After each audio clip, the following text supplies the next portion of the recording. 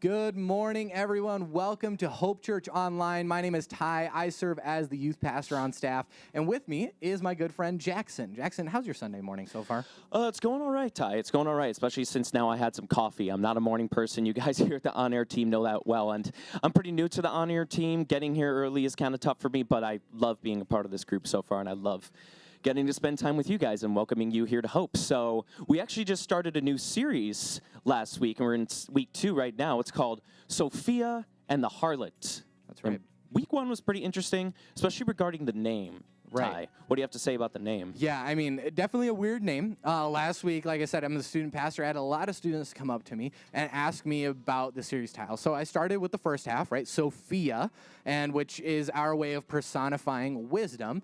And then they also asked about the second half, the harlot side, and I told them, hey, go talk to your parents, come back this week. Because what Pastor Jason, our lead pastor, hinted at is that the harlot is trying to take us away from Sophia wisdom. Oh. That's scary. But if you want to learn more about this series, still have some questions, scan this QR code, should be on the screen now. And we are just excited to be hanging out with all of you this morning. And we actually have another awesome member of our team in the chat right now. Hey, Jessica. That's right, Jessica. And she'll be hanging out with all of you this morning, and she'll be able to fill in all the blanks that Ty and I don't touch on. And just, if you guys get bored with us, she'll be there to entertain you. And then also fill you in on next steps if you're interested in taking a bigger role, just getting more involved with Hope and doing some more stuff with us. That's right. So I have a question for everybody, though. You see, my wife and I moved here to the Lake Country about end of last summer. And one of the things I often hear around here is that summer is sacred. Jackson, I knew you grew up around here. What is some of your favorite things that you love to do here in Lake Country? Well, let's see. I grew up in Heartland, and I would say there's the normal summer activities. I think for all of us, getting outside, seeing people barbecues, love grilling outside. My stepdad's great at grilling. Love it. But if you don't have a boat, which a lot of people in Lake Country do, hence the name, there's a lot of lakes here. So a lot of people have boats. If you don't have one, find someone who has a boat. All right. It's always great to just get on there, get on the lake during the summer. You can't go wrong with it. Man, okay, I love that. Now, here's something embarrassing that I have to admit, though. I'm from Illinois, and I moved to Wisconsin about 3 years ago. And when I did, I found out that the Wisconsin Dells is actually a town and not just the Disney World of the Midwest. Disney World of the Midwest. Is that a thing? That's actually really, is that a thing people think about the Dells outside of Wisconsin? Right. I mean, if you're outside of Wisconsin and you're here now, what is what you thought of when it comes to the Dells at first? You see, every time I saw a commercial or I had friends who were going there, they only ever talked about the rides and the water park and all of that. And I just thought it was a giant Disney World. And I'm not going to lie, right? I've been to Disney World and I love Disney World. And if I had to choose between the two, I'd probably still choose Disney. No offense to those of you who absolutely love the Dells. But Disney's a lot more expensive, but I don't blame you. Now, I love the Dells. I've been there so many times. It is the water park capital of the world, but I know most people wouldn't give it up for a trip to Disney. But hey, the Dells, it's kind of like Disney. It's just a little bit more wet, and there's no Mickey Mouse. But let us know in chat what your favorite summer activity is. I know, I forgot to mention, me and my family used to take this annual trip to South Carolina, Hilton Head. That was really fun, too. Awesome. I love that. Now, summer is officially here, right? Our youth group actually ended for the school year last week, and it was an awesome time. Now, I know a lot of students are traveling, and so because of that, we have monthly fun events that we're doing here at Hope Youth that I'm so super excited about. Oh, well, what would some of those be, Ty? All right, yeah, that's fair. So, well, some of these plans are separated out between high school and middle school. They both have their own fun nights where we're doing everything from a late night here playing a bunch of games to doing a scavenger hunt around Oconomowoc to having a movie night, and then we're going to end it all with our palette wars. Palette wars? Yeah, palette wars. I mean... palette, okay. See, I work with paint, and we put them on palette. What are we talking about here? Fair enough. Okay, so palette wars is something really fun where we have these balloons that have paint in it, and we throw it at each other, and they're everywhere. So it's not like a wooden palette. Oh, okay, like a color. Okay, so I was kind of right. I was kind of right, but yeah, because I thought you were talking about the giant wood planks. Right. Definitely not that. So, but we have just a few seconds left with you guys. But after the service is done, don't go anywhere because at the end of the final song, I'm actually going to meet you right back in here for a little bit more information to get you connected here at Hope. So thanks for joining us this morning, guys. Yeah, thank you so much for being here, and hope you guys have a great rest of your Sunday. Welcome to Hope. Hey, we have a God who loves us passionately, and we are here to respond to his love. So let's stand together.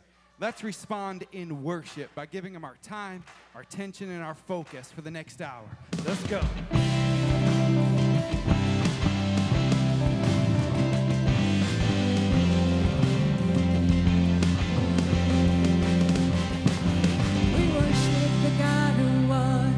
We worship the God who is. We worship the God who evermore will be. He opened the prison doors. He parted the raging sea. My God, he holds the victory.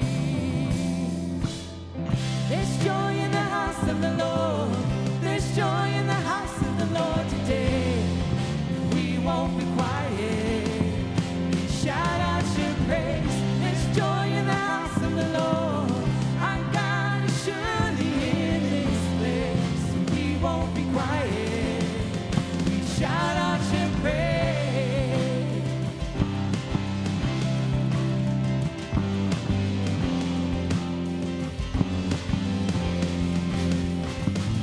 We sing to the God who heals.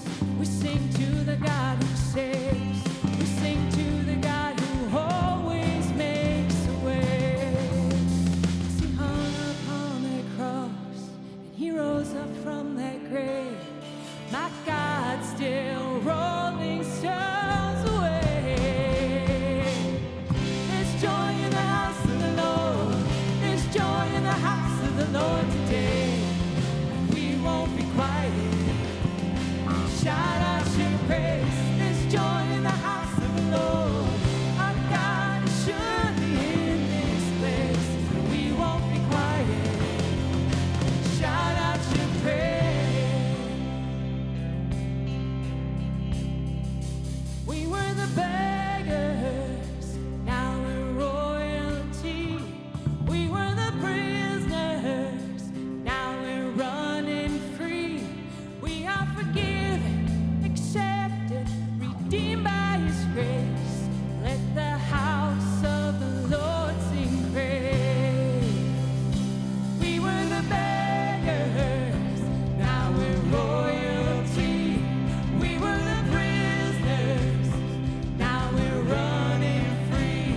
We are forgiven, accepted, redeemed by his grace. Let the house of the Lord sing praise. There's joy in the house of the Lord. There's joy in the house of the Lord today. We won't be quiet. Oh, we shout out your praise. There's joy in the house of the Lord. Our God is surely in this place. We won't be quiet. Shout out your praise. There's joy in the house of the Lord. There's joy in the house of the Lord today.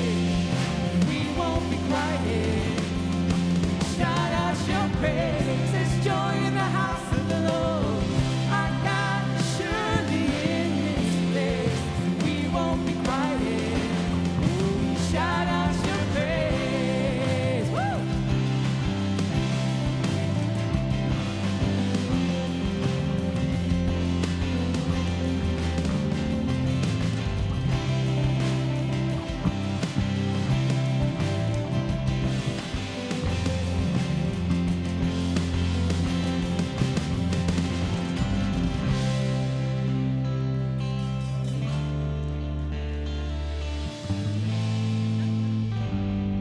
What a good God we have. You can grab a seat. Good morning, Hope Church. So good to see you this morning.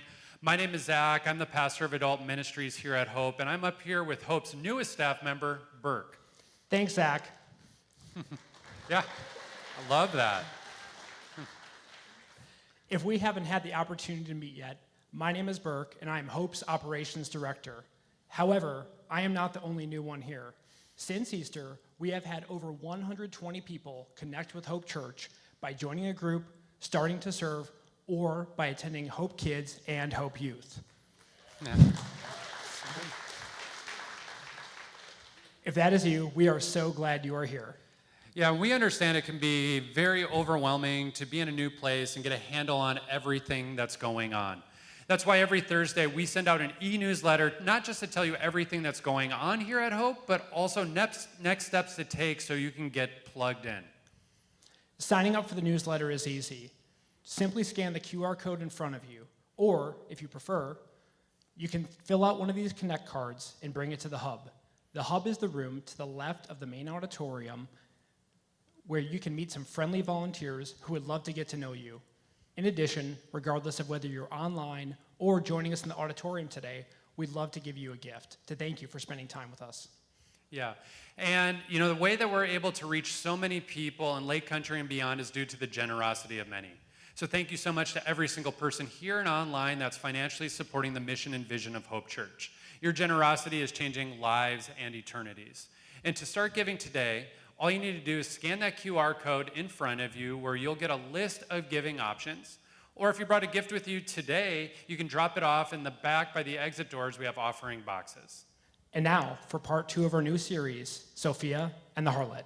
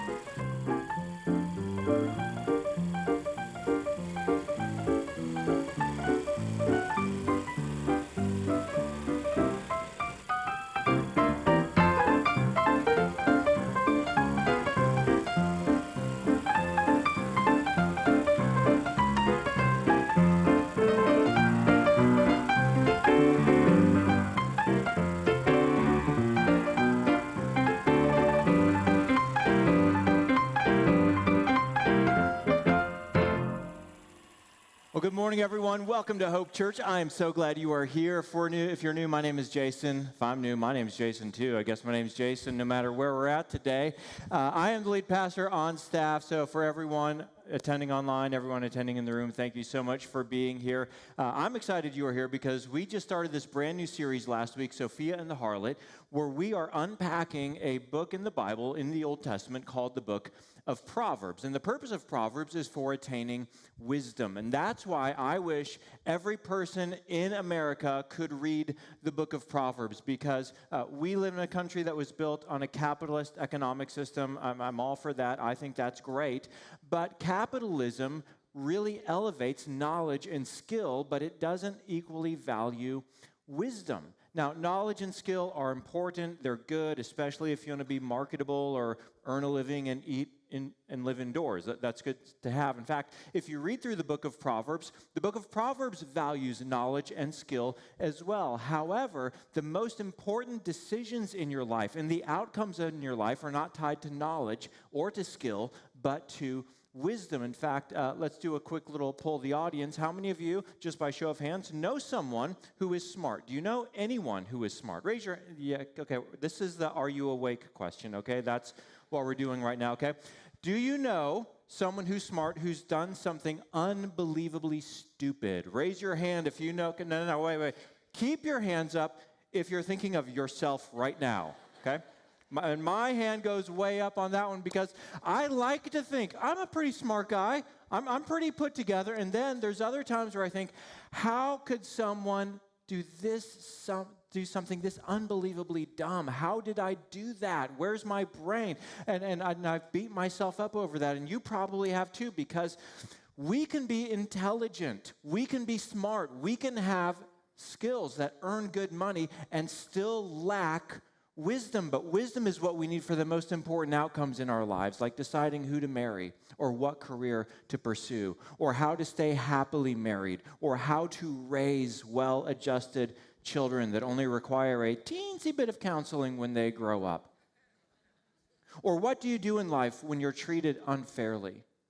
And how do you know when you should build a bridge with someone or when it's time to blow up a relational bridge with someone? These are the questions that will determine the quality of your life, and they are not answered by knowledge and skill. They are answered by wisdom. And so that's why in this series, I'm inviting everyone participating to follow along by reading the book of Proverbs on your own. If you missed last week, it's easy to get on the plan. You can scan the QR code in the seat back in front of you. You can go ahead and grab your phone right now in church and do that. If you're watching online, we can throw a link up in the chat for you to find the link to get with our Bible reading plan. But I want all of us to work through the book of Proverbs together. And if you were here last week and you thought, I should start that, I should read the book of Proverbs, but then you missed, get started today. That's all right. Just get started today and enjoy this journey with wisdom, because what we learned last week is that wisdom is a pursuit of the heart, not of the mind. It is a pursuit of the heart. It is a love affair of the heart, not an academic or intellectual pursuit. Now, when we're talking about wisdom, the definition we used last week and the definition we're going to use in this series for wisdom is this. It's competence regarding the realities and complexities of life. It's competence. You can handle whatever situation you're in, not with the lives we wish we had, not with the world the way we wish it were, but with the realities of life on its own terms, with the realities and complexities of physical life, of spiritual life, of emotional life, relational life, with all of the realities and complexities of life as it actually is. Wisdom is what gives us competence to handle life on its terms, so we can be people who are thriving and people who are flourishing.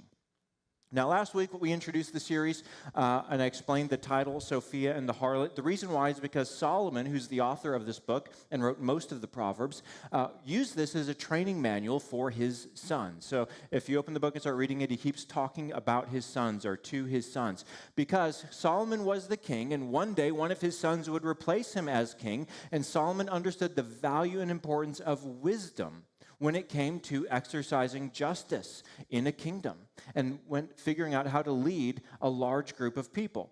So he, in his writing, personified wisdom as a woman. So he's talking to young men, and he says, if you want a woman's heart, you have to pursue her in order to gain her heart, to gain her affection. He's like, guys, that's how wisdom works. It is a daily pursuit of reflection, of looking back, of thinking through, what did I learn today? What can I apply today?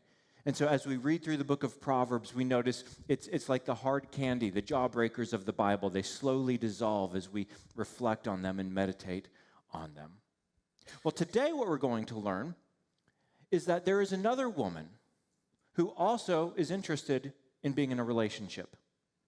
And he warns his sons, not only is Sophia, wisdom, willing to be in a relationship with you, not only is she calling out to you, no matter who you are, no matter the decisions you've made in your past, no matter your IQ, you can walk with wisdom. There's another woman who also wants to be in relationship with you. And her name is Folly. And she acts like a harlot. We're introduced to her in Proverbs chapter 9, which says, Folly is an unruly woman. She is simple and knows nothing. Now, some of you are already thinking, I know her. Keep your eyes up here. Some of you are thinking, I'm related to her, okay?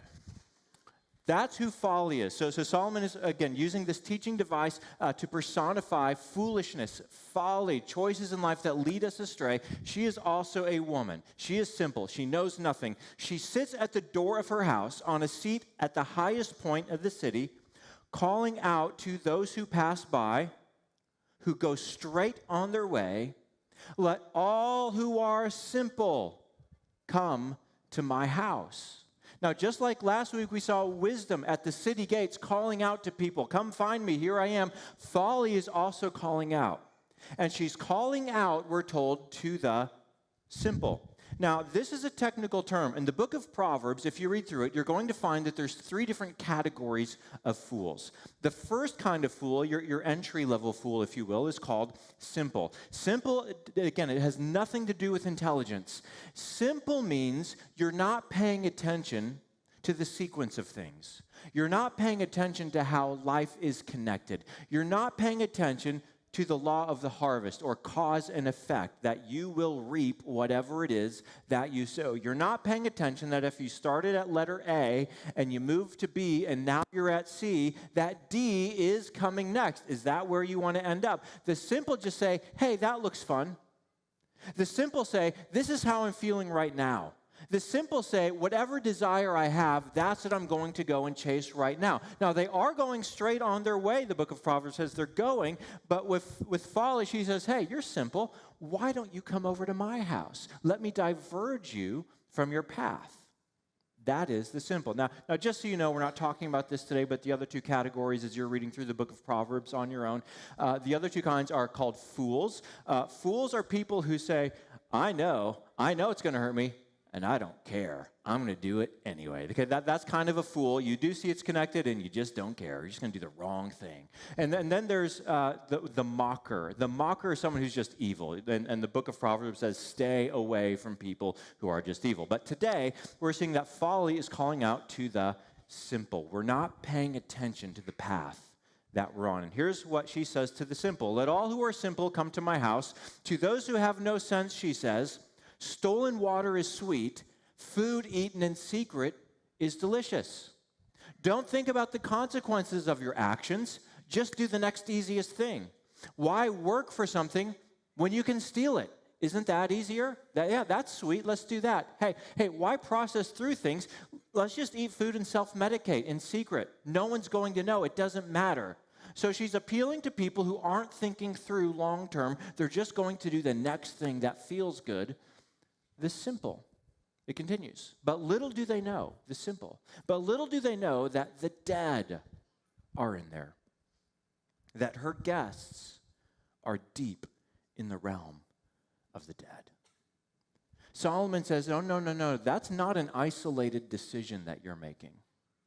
The rest of your life is not insulated from that choice you're making right now. And in fact, here's the big idea of what Solomon is going to teach us today. So if you fall asleep, you can still tell people what church was about. Your isolated decisions are steps down a path that has a predictable destination. Listen, here's what we like to think. We like to think, I'm responsible all week long. So when I go and get drunk on the weekends, that doesn't affect the rest of my life. That's just weekend me. Solomon would say, no, it doesn't. It's a path. It's a step. The rest of your life is not insulated from that. See, we like to think I can be healthy and my after 8 p.m. snacking habit doesn't affect my health. The rest of my life is insulated from that. Solomon would say, no, it isn't. No, it isn't. It's all connected.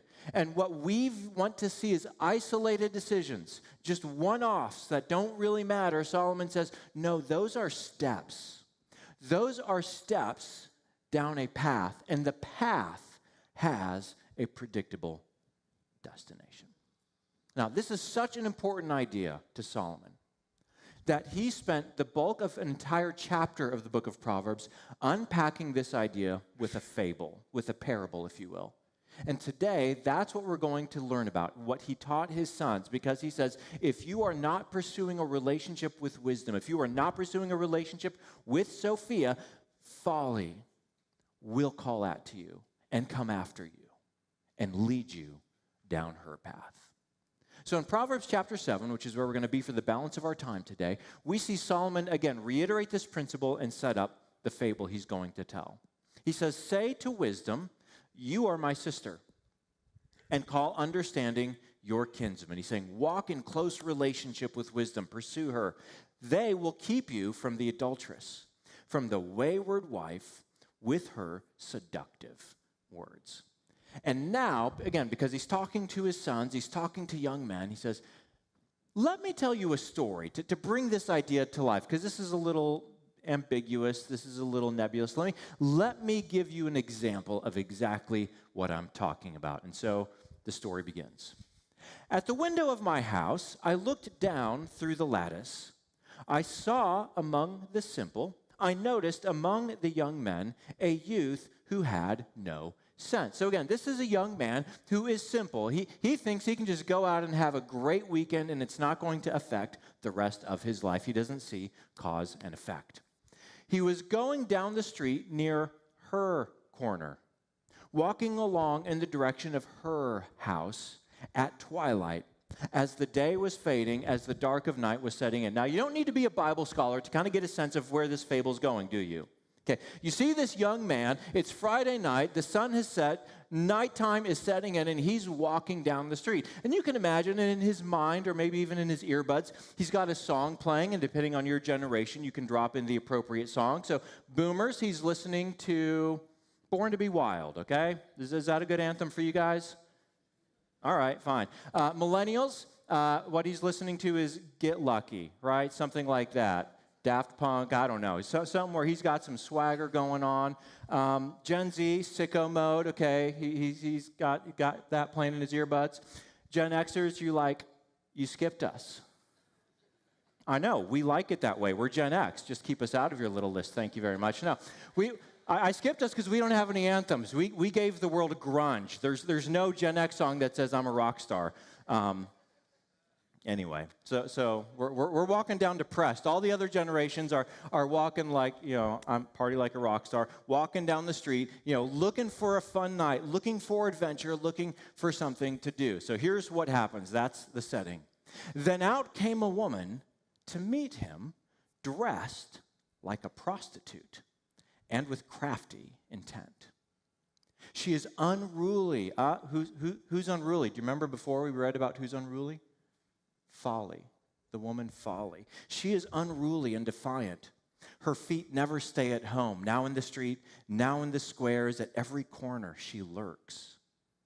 She took hold of him and kissed him, and with a brazen face she said, "Today I fulfilled my vows.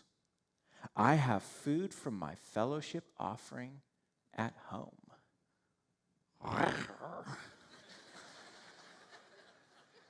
We're like, what is that? What? Okay, let me translate this into American because this doesn't mean anything to us, okay? Here's what she's saying to him.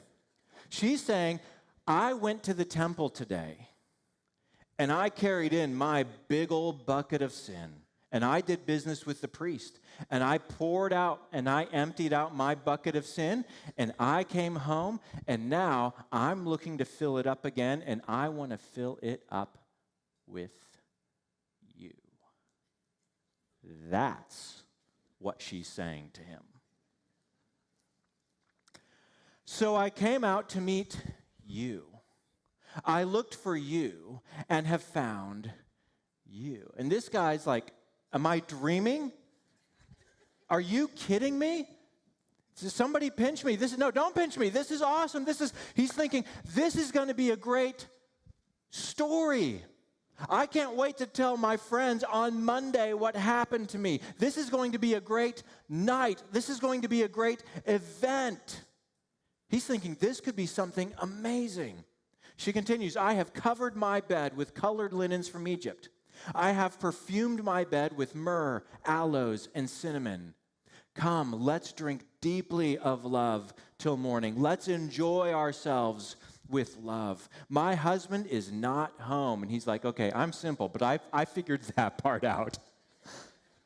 He has gone on a long journey, meaning you don't have to rush out in the morning.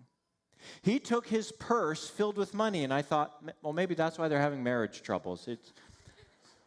Or maybe he's a millennial. It's a satchel, okay, everyone? He took his satchel filled with money and will not be home till full moon, meaning you can stay the whole weekend. We love you, millennials. I'm sorry. With persuasive words, she led him where?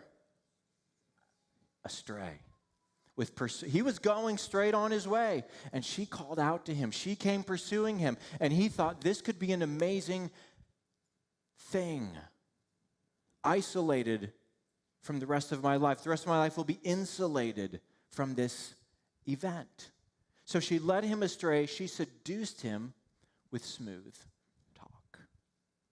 Until all at once he followed her like an ox going to the slaughter. And he's like, no. I followed her like a professional athlete walking into the club. Solomon says, no, I've seen this before. You are following her like an ox going to the slaughter. See, if an ox knew it was going to the slaughter, do you know what it would do? It would gore anyone trying to take it to the slaughter because it's stronger. But because it doesn't know where the destination is, it does not know where its path leads, it walks willingly to the slaughter. And he said that's what this simple young man is doing. Like a deer stepping into a noose. No. You mean like a celebrity stepping into the after party. No, like a deer stepping into a noose till an arrow pierces his liver. Like a bird darting into a snare. No. You mean like a billionaire stepping onto his yacht. No. I've seen how this plays out. Like a bird darting into a snare, little knowing it will cost him his life. Now, the simple young man, he's like, hey, old man in the window. Nobody lives that way anymore.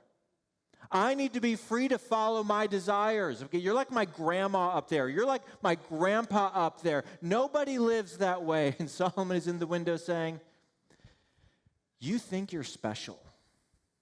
You think you are unique. You think you are one of a kind. You think no one has ever felt this way before. You are part of a crowd. You are part of a story that has played out over and over and over again in this world.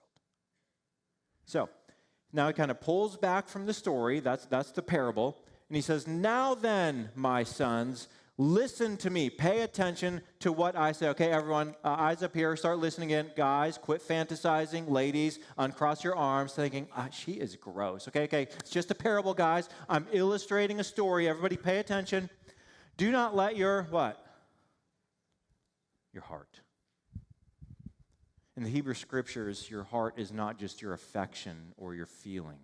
Your heart is the center of everything you are. It is the core of who you are, body, mind, and spirit. And last week we learned that if we are going to have wisdom, competence regarding the realities and complexities of the life, we must pursue wisdom as a love affair of the heart, the soul, the body, the mind, the spirit, pursuing wisdom. But if you let your heart turn to her ways, no, it's not a way, old man. It's a night. It's not a path. It's just a weekend. It's just a one-time thing. He says, no, do not let your heart turn to her ways or stray into her paths. Here's why.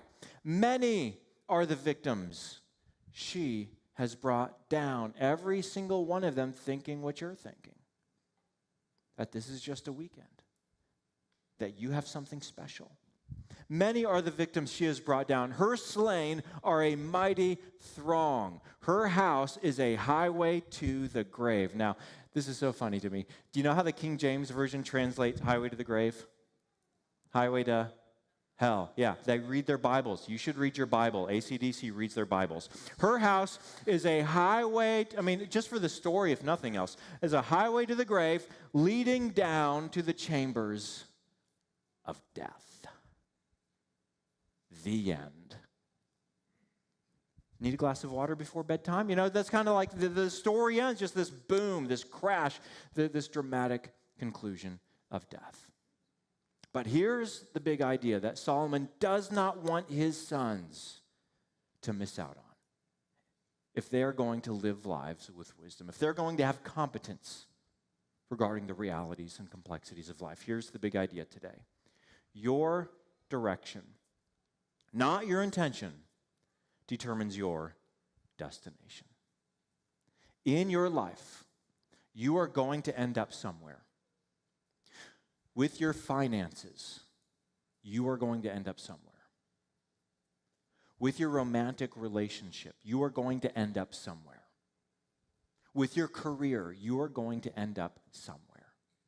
With your faith, with your inner life, you are going to end up somewhere.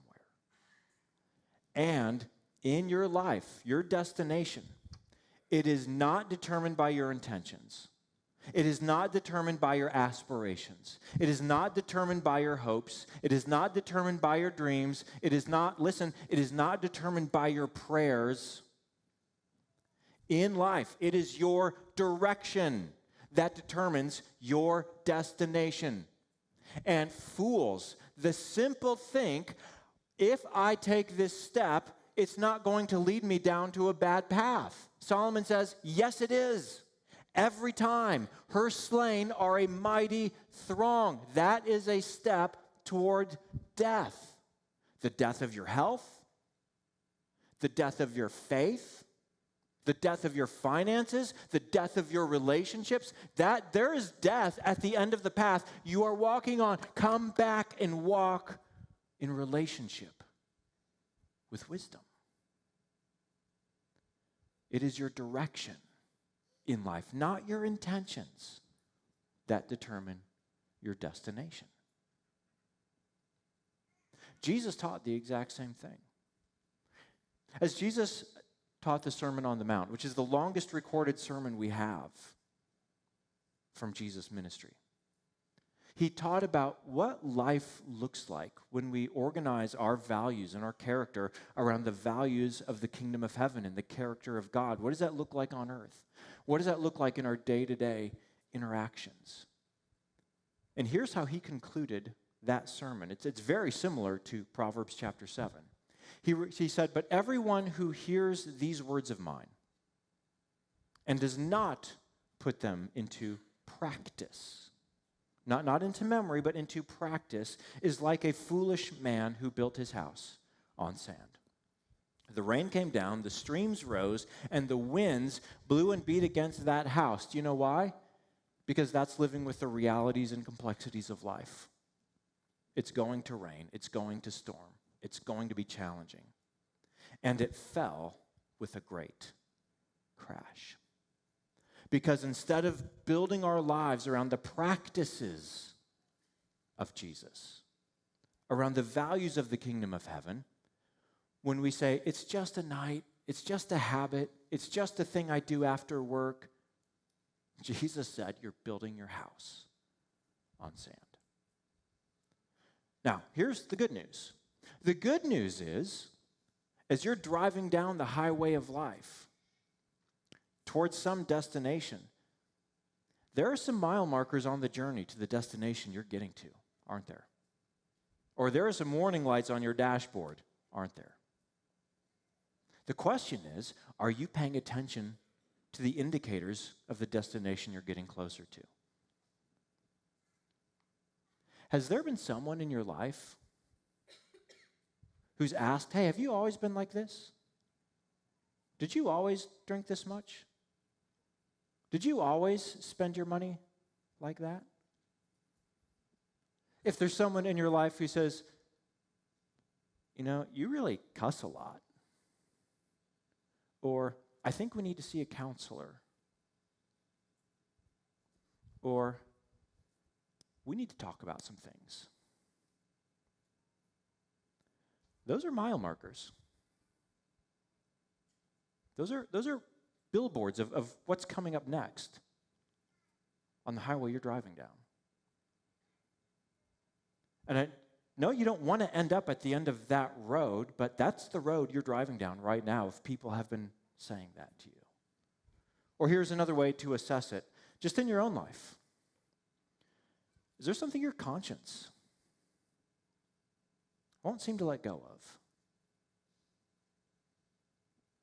Is there something your inner voice, your inner dialogue keeps bringing to your attention? Maybe it's something you don't even like about yourself, and you wish you could change, but nothing's really changing, but it won't go away. You know something needs to change. That's a mile marker, marking which highway you're driving down in your life. And Solomon and Jesus say, let's get on a new path. Let's take the next off-ramp and get onto a new highway. Let's pull a U-ey and go in a different direction. See, when it comes to these decisions in life that are decisions influenced by folly, here's what you need to know. God isn't mad at you trying to get you, okay? These aren't things you need to hide from the church or from a pastor or from anything. We're not mad at you. God's not mad at you. In fact, God loves you so much that knowing everything about your relationship with folly, he still sent Jesus to say, but I love you. I will pay for the sin of your folly. I can't stand the idea of spending eternity separated from you. That's why Jesus came. And not only that, not only does he intend to live with you in resurrected life in eternity, he included these warnings in the Bible because he loves you. This isn't because he's mad at you. It's because he's saying, hey, I don't just have in mind a life where you live in eternity in heaven. I have in mind a life on earth where you flourish, where your inner life is thriving, where you are walking with wisdom, enjoying life in God's kingdom right now. He included this in the Bible so that we would listen and pay attention to the path we are on. Because as a pastor, I see such a big disconnect around this principle. No names, but let me summarize some of the stories that I hear as a pastor. Someday I want to be married to a great Christian with character. So right now, I date anyone who asks me as long as they're cute. Like, what? Someday, I want a big, resilient faith in God. So I'm going to doom scroll for an hour every night before I go to bed. What? I want a great relationship with my husband, so I'm going to prioritize our children over him. I want to be financially independent, so I'm going to spend every last dollar I have, so I have no margin. I want my children and grandchildren to respect me and be the one that gets asked for advice, so I'm going to self-medicate my stress away. Listen, we all, this is part of being human, we all practice self-deception to some degree. And we all want to think that we are the exception to the principle. There are no exceptions to this principle in your life. It is your direction, not your intention, that determines your destination. And, to be clear, you cannot pray your way out of a destination you behaved your way into. You behave your way out. You repent, say, God, I got myself here. I'm the one who did not want to practice forgiveness. I'm the one who did not want to practice generosity. I am the one who ignored the invitation to read the scriptures and meditate on them. I'm sorry. I trust in Jesus who loves me. And with the help of my community, my church, and your strength, today I'm taking a new step down a different path. Now, just so you guys know, next week, don't miss next week, because for many of our trips with Folly, our problem is that we know the right thing to do, but we seem to lack the self-control, the self-discipline to actually implement it. Next week, that's what we're talking about as we continue our series, Sophia and the Harlot. Okay, so come back. We'll talk more about self-control and getting traction on some of these things. But for today, and this isn't like the happy ending sermon, by the way, just so you know. But in my defense, Jesus preached a whole sermon on the Mount, and that's how it ended. So there you go. I'm like Jesus today. Here's the big ideas in one aspect only. Here's the big ideas I want you to see today. Fools see isolated decisions. Wise people see a path.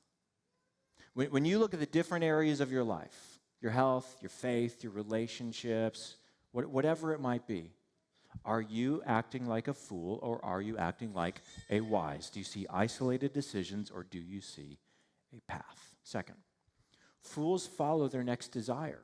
Wise people follow a path. See, fools say, this looks fun, this sounds good, let's do that. Wise people say, I am planning on where I want to go in life. I am visualizing the destinations where I want to arrive in life, and that's how I map out my path. So that when Folly comes out of her house to say, I've been looking for you, you can say, I'm not looking for you, lady. You are not the woman I want to be in a relationship with, because I am walking with wisdom to a great future. Wise people follow a path. Third one is this. Fools make any decision. Wise people choose a destination. What destination do you want to get to in life? Pursue wisdom to get there. And if you haven't yet, join us in our Book of Proverbs Bible reading plan, because you should be like AC/DC and read your Bible. Because that's where we pursue wisdom. Let me pray for you. We'll pick it up there next week. Father, I know that a message like this, for some of us, it's a 2x4. And that's why you included it in your word, Father. Because sometimes that's what we need to wake us up out of our slumber, to see that we have been like the simple, thinking that somehow our behaviors and our decisions are isolated from the outcomes in our lives. So for the man, the woman listening today, and that's where they're at today, conviction. I ask that our response will be one of gratitude. The conviction is because you love us, because you have a better future for us. You intend a better destination for us than the one we have been walking. So today, I thank you for your word when it convicts us. Give us the wisdom and courage to trust you, to turn to Jesus in repentance and faith. Father, you will never turn away anyone who comes to you in humility. No matter what mess we've made of our lives or of our situation, you will not turn away anyone who comes in humility. Give us the courage to turn to one another, to the church, because we need one another to walk with wisdom in community. Give us the courage, give us the strength to take a new step down a new path in your direction, so that we can be people who have stories to tell of your goodness in our lives. We pray all of this for your glory and for the good of ourselves and the people that we love. Amen. Let's stand and sing. I'd rather have Jesus than silver or gold. I'd rather be his than have riches untold. I'd rather have Jesus than houses or land. Yes, I'd rather be led by his nail-pierced hand than to be the king of a vast domain and be held in sin's dread sway. I'd rather have Jesus than anything this world affords today.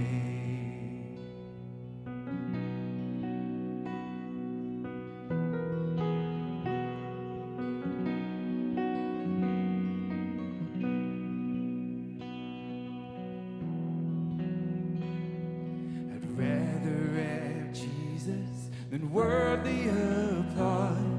I'd rather be faithful to his dear cause. I'd rather have Jesus than worldwide fame. I'd rather be true to his holy name than to be the king of a vast domain and be held in sin's dread sway.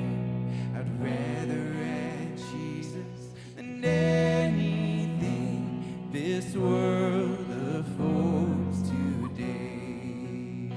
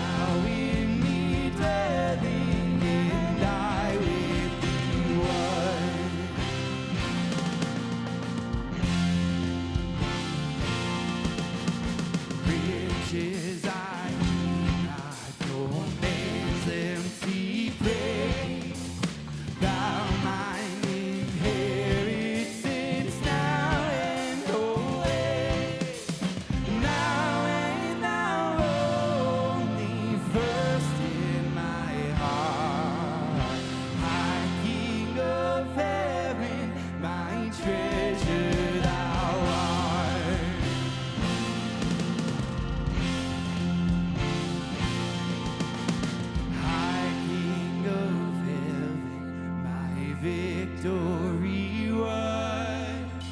May I reach heaven's joy so bright, heaven's sun. Heart of my own heart, whatever befall, still be my vision, ruler of all.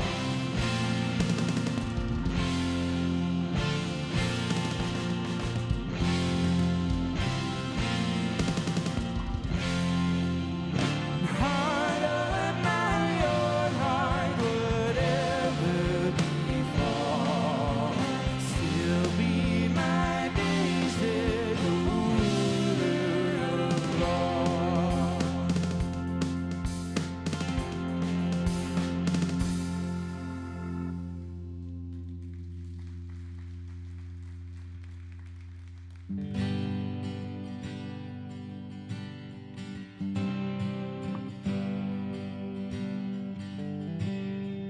Oh, I searched the world, but it couldn't fill me. But man's empty praise and treasure that fades, I never know. Then you came along and put me back together. And every desire is now satisfied here in your love.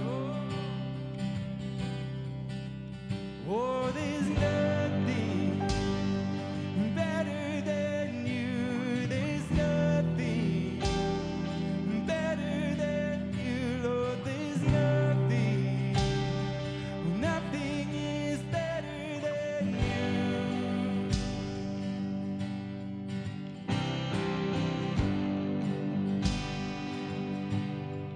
Oh, I'm not afraid to show you my weakness, my failures and flaws. Lord, you see them all, and you still call me friend. 'Cause the God of the mountain is the God of the valley. And there's not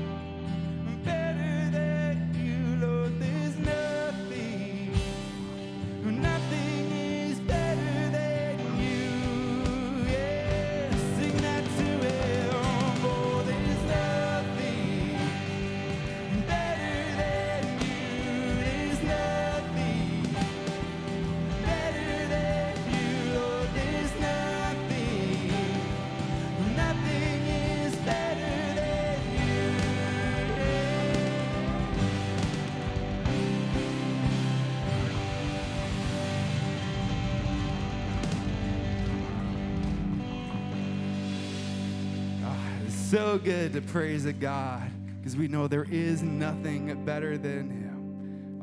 So good. Hey, if there's anything you want to be praying about, we'll have a member of our prayer team just to the left of the stage, ready to pray with you right here after service. We'll see you guys all next week to continue our series, Sophia and the Harlot. Have a great week. Hey everyone, if we did not meet at the start of service, my name is Ty. I am the youth pastor here at Hope, and we are so thankful that you got to take part of your Sunday here with us. Now, I have 3 things that I want you to know before we head out. Now, number 1 is that it's not too late to fill out that Connect card. Actually, down in the description or in the chat, what you're going to see is a link titled Connect Online, and we can't wait to connect with you and hear your story. Now, the second thing, we would love to hang out with you all week long. And the thing is, we can't. All you have to do is find us on Facebook, on Instagram, at Hope Lake Country. And the final thing is, you are not alone. Guys, we have a prayer request page just for you. It's a great space to share wins in your life, but it's also a great place for you to release that pain or frustration that you might have as well. Okay? That's all we got for you this week. Hope Church says thank you. I say thank you, and I can't wait to see you right back here again next week. You have a great week, guys.